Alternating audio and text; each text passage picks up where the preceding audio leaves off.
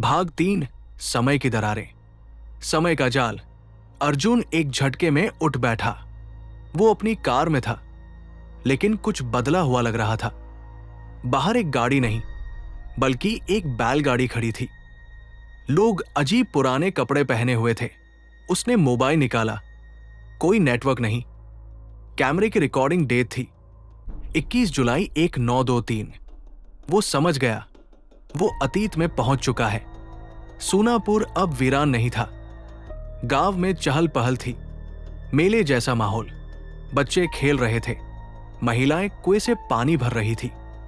हवेली अब उजड़ी नहीं थी, वो भव्य और चमकदार लग रही थी, लेकिन हवा में वही अजीब सी ठंडक थी। अर्जुन ने लोगों से पूछा, ये हवेली किसकी है? एक बुजुर्ग बोला, रघुनाथ बाबू की हवेली है। बहुत मान है उनका गांव में, पर कहते हैं अंदर कुछ ऐसा है जो बाहर नहीं आना चाहिए। अर्जुन हवेली में घुसा और पहली बार अनामिका को जिंदा देखा। वो गुलाबी साड़ी में थी, बालों में गजरा, हाथों में किताब। उसने अर्जुन को घूरा, तुम यहां कैसे आए? तुम्हारे कपड़े अजीब है। अर्जुन कुछ जवाब देता, उससे पहले ही रघुनाथ सिंह की आवाज गूंजी, कौन है यह लड़का? अर्जुन ने कुछ बहाना बनाया, मैं नया नौकर हूं, कोलकाता से आया हूं। रघुनाथ ने उसकी तरफ शक से देखा, फिर कहा, हमारे राज को बाहर मत जाने देना, वरना। रघुनाथ का रहस्य। रात को हवेली में एक गुप्त दरवाजा खुला। नीचे तहखाना था, जहां रघुनाथ कुछ कर्मकांड कर रहा था। 5 बच्चों की तस्वीरें दीवार पर थी और बीच में अनामिका की भी। अर्जुन छुपकर सब रिकॉर्ड करने लगा।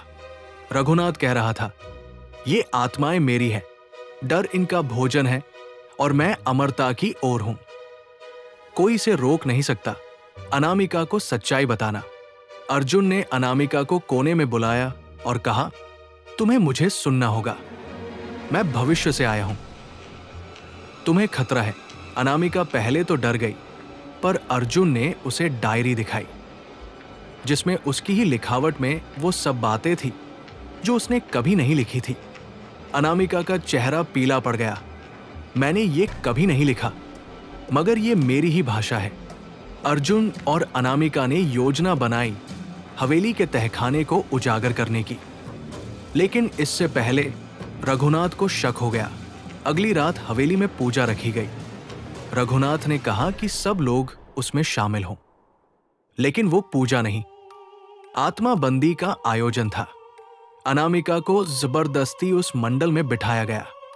अर्जुन ने मौके का फायदा उठाकर कैमरा और किताब छिपा दी। अर्जुन ने मंत्रोच्चार तोड़ा और अनामिका का हाथ पकड़कर भागा। तहखाने की जमीन फटने लगी, दीवारें कांपने लगी। समय की दरार खुलती है। हवेली की एक दीवार से रोशनी निकली, वैसी ही जैसी अर्जुन ने पहली बार देखी थी। अनामिका ने कहा, यह वही दरार है जिससे तू आया है। शायद मैं अब वापस नहीं जा पाऊं, लेकिन तू जा सकता है। अर्जुन ने उसे देखा, तेरी कहानी अभी अधूरी है, तू भी चलेगी। दोनों ने जैसे ही दरार में कदम रखा, पूरा माहौल बदल गया। आवाजें गूंजने लगी, जो अधूरी आत्मा को छुड़ाता है वो भी अधूरा रह जाता है। लौटना या फंसना। अर्जुन और अनामिका फिर से वर्तमान में आ गए, मगर अब हवेली और भी बदल चुकी थी।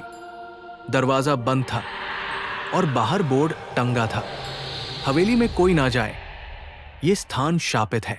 अर्जुन ने कैमरा चेक किया, उसमें भाग 3 की रिकॉर्डिंग नहीं थी, लेकिन अनामिका अब उसके साथ थी।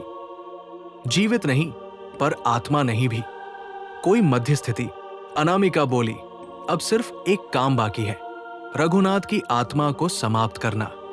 अगर आप भी अर्जुन और अनामिका के इस समय भ्रमित सफर में उलझ गए थे, तो इस वीडियो को लाइक जरूर करें। और याद रखिए, हर लाइक एक दुआ है इन आत्माओं की मुक्ति के लिए। सब्सक्राइब करो ताकि जब अगला भाग आए, तुम पहले से तैयार रहो। भाग 4 अंतिम संकल्प जल्द आ रहा है।